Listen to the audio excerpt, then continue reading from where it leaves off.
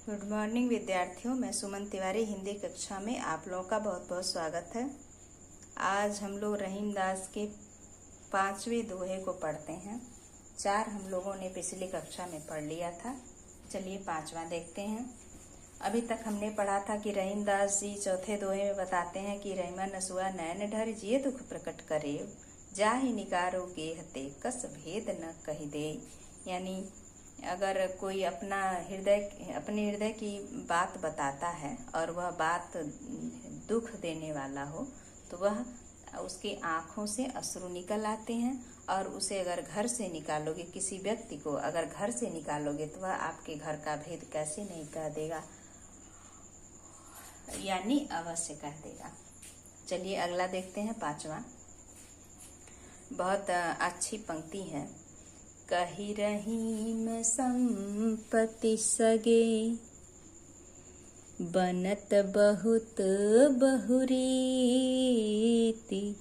विपत्ति कसौटी जे कसे, तेहि साचे मीत रहीमा,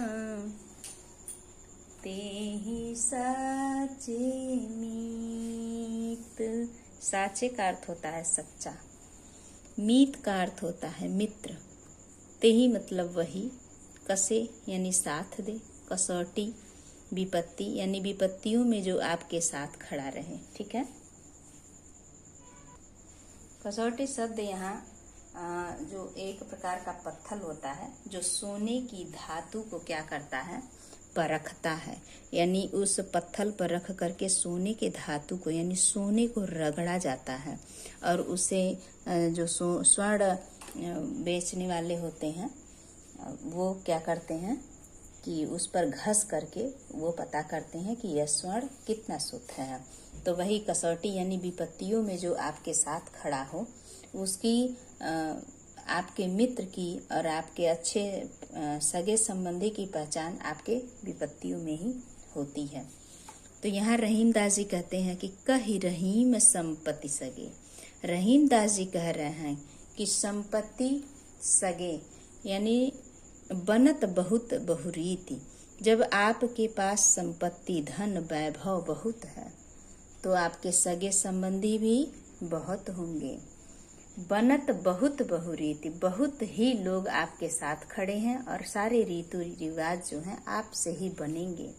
ठीक है। यानी कह रहे हैं रहीमदास जी कि अगर आपके पास धन है, आपके पास रुपया है, पैसा है, घर है, गाड़ी है, बंगला है, तो आपके सगे संबंधी भी बहुत होंगे, और आप जो कहेंगे वही रीत बनेगी, वही रिवाज बनेगा, आपके ही कहने पर सब कुछ होगा। विपत्ति कसौटी जे कसे, लेकिन जब धन वैभव रहेगा तब की यह बात है, और जब विपत्ति पड़ती है तो उसमें कसौटी यानी सोना परखने वाला जो पत्थर होता है वह विपत्तियों में मनुष्य की पहचान होती है। यानी विपत्ति पड़ने पर जब मनुष्य के साथ खड़ा रहे तो यह कसौटी सोने का जो काम करता है कसौटी, वह कसे यानी वही पहचान कराता है, ते ही साचे मीत। और जब विपत्तियों में हमारे साथ जो मित्र खड़ा होता है वही मेरा सच्चा मित्र होता है, वही सच्चा साथी होता है। अगली पंक्ति देखिए। जाल परे जल जात बही, तजमीनन को मोह, रहीमन मछरी नीर को, तऊ न छाड़त छोह रहीमा, तऊ न छाड़त छोह। देखिए कितनी अच्छी बात कहे हैं। जाल परे जल जात बही। मछुआरा है, एक मछुआरा है जो मछली पकड़ने के लिए जल में, पानी में, तालाब में क्या फेंकता है, जाल फेंकता है। मछली किसमें फंसती है, जाल में फंसती है। तो जब मछुआरा जल में मछली पकड़ने के लिए मीनन यानी मछली, तज छोड़ करके, को मोह जाल परे जल जात बही, जब जाल मछुआरा फेंकता है किसमें, जल में, तो वह जल क्या होता है, बह जाता है। वो तो नहीं फंसता है ना जाल में। अरे पानी भाई, पानी तो जल में फंसता, उसमें फंसता नहीं है। किसमें, जाल में। मछुआरा मछली पकड़ने के लिए न जाल फेंकता है, पानी तो पकड़ने के लिए फेंकता नहीं। तो पानी क्या होता है, जल क्या होता है, बह जाता है। तज मीनन कौ मोह, तज तज यानी छोड़ करके, मछली, मीनन यानी मछली के मोह को। वह मछली इतना जल से प्रेम करती है, लेकिन जब मछुआरा जाल फेंकता है जल में, तो वह जल जो होता है मछली के मोह में नहीं फंसता है, उसके प्रेम में नहीं रहता है, वह जल से बह जाता है। चाहे वो कितना हो प्रेम करती रहे मछली, लेकिन जल उसके साथ नहीं है। रहीमन मछरी नीर को, लेकिन रहीम दासी कहते हैं कि बेचारी वह मछली। रहीमन मछरी नीर को, रहीम दासी कहते हैं कि वह मछली नीर को यानी जल को, तऊ न छाड़त छोह, इतना करने के बाद भी वह क्या करती है कि जल के प्रेम को क्या करती है, मछली नहीं छोड़ पाती है। अब जब जाल पड़ता है तो जल तो मछली को छोड़ करके बह जाता है। वो नहीं कहता कि मेरे बिना मछली मर जाएगी, मैं उसके साथ रहूं, वह छोड़ करके चला जाता है। लेकिन रहीम दास जी कहते हैं कि मछली जब जल छोड़ करके मछली को चला जाता है, तो मछली जल के प्रेम को, मछली जल को नहीं छोड़ पाती है, क्योंकि वह अत्यंत ही उससे प्रेम करती है। किससे, जल से। और वह जल के बिना मछली क्या होती है, अपने प्राण को त्याग देती है। तो इसमें आप देखेंगे कि अनुप्रास रूपक अलंकार है और अन्युक्त प्रकाश अलंकार भी इसमें है। छठे में दोहा छंद है। चलिए अगली पंक्ति देखते हैं, सातवां है। अब यहाँ ज व्यंजन वर्ण उच्चारित हुए हैं, तो यहाँ क्या होगा, अनुप्रास अलंकार होगा। ठीक है, अब देखिए सातवां दोहा। दीन सबन को लखत हैं, दीन ही लखे न कोई, दीन सबन को लखत हैं, दीन ही लखे न कोई, जो रहीम दीन ही लखे, दीन बंधु सम होए रहीमा, दीन बंधु सम होई। अब इतनी सुंदर पंक्ति और इतने सुंदर भाव कहाँ मिलेंगे आपको, रहीमदास के पंक्तियों में मिलेंगे और कहाँ मिलेंगे। आइए चलिए देखते हैं कि क्या कहते हैं। कहते हैं कि दीन सबन को लखत है, दीन यानी निर्धन गरीब व्यक्ति जो होता है वो सबको लखत यानी देखता है। गरीब व्यक्ति सबको देखता है, यानी जिसका काम पड़ता है, मेरे घर आओ मेरे घर आओ, ये करना है वो करना है, सबको देखता है निर्धन व्यक्ति।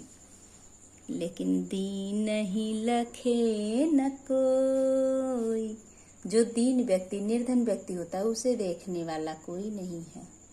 सब लोग अपने काम लेते हैं, दीन व्यक्ति को, निर्धन व्यक्ति को सब कहते हैं इधर करो उधर करो, ये करो ऐसे करो वैसे करो, लेकिन उस गरीब निर्धन व्यक्ति को कोई नहीं देखता है, रहीमदास जी कहते हैं। और फिर अगली लाइन में कहते हैं, जो रहीम दीन ही लखे, दीन बंधु सम होए रहीमा, दीन बंधु सम होए।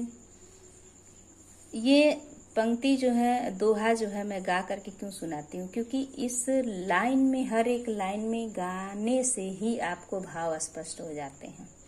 होते हैं कि नहीं, ये कमेंट अवश्य करिएगा। इसलिए मैं इस पंक्ति को गा करके बताती हूँ।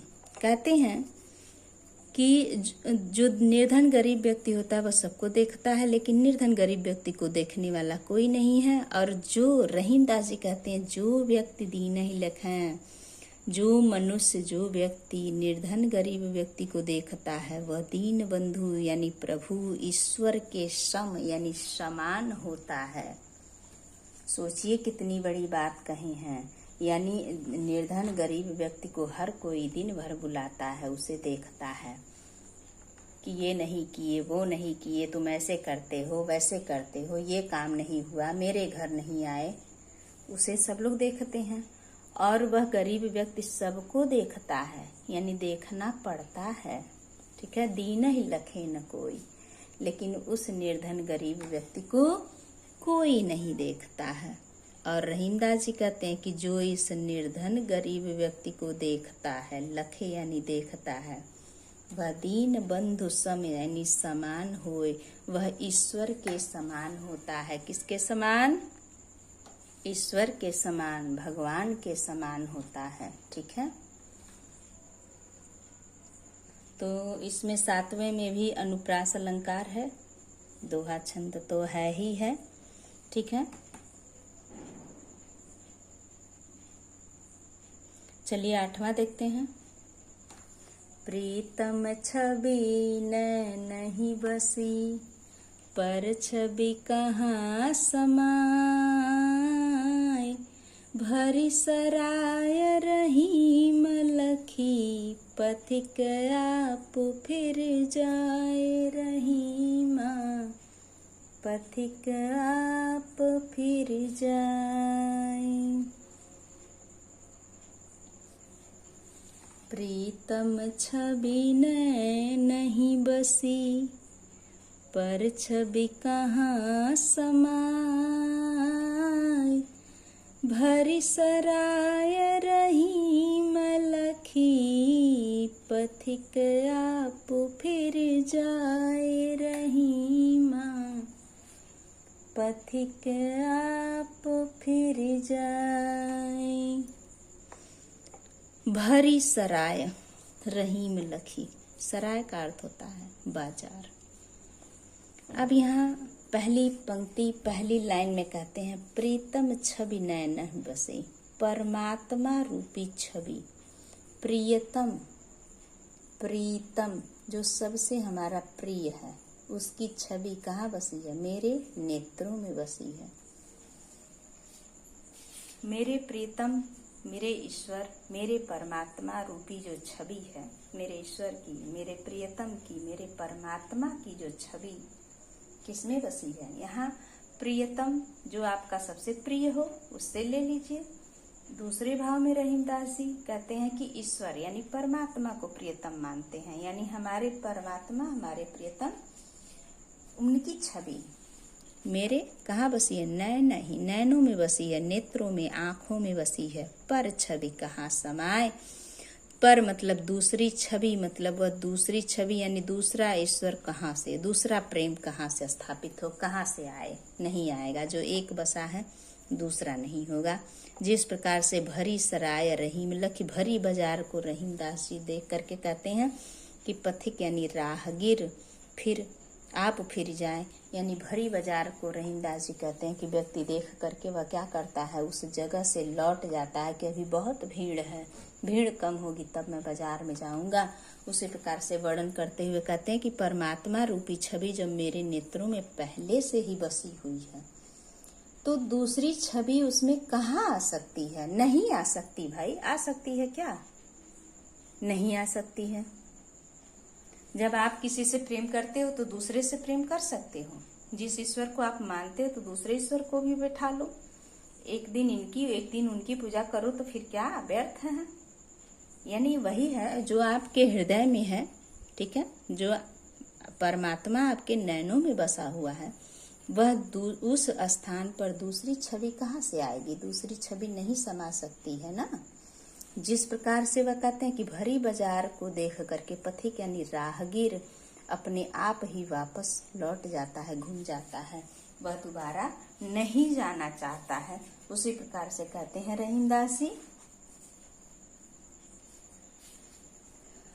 अब यहाँ 8वीं पंक्ति में देखिए ब्रज भाषा है और श्रृंगार रस है और यहाँ भक्ति रस भी है, परमात्मा की बात आई है यहाँ, तो भक्ति रस भी है। दोहा छंद है और इसमें अलंकार दृष्टांत अलंकार है।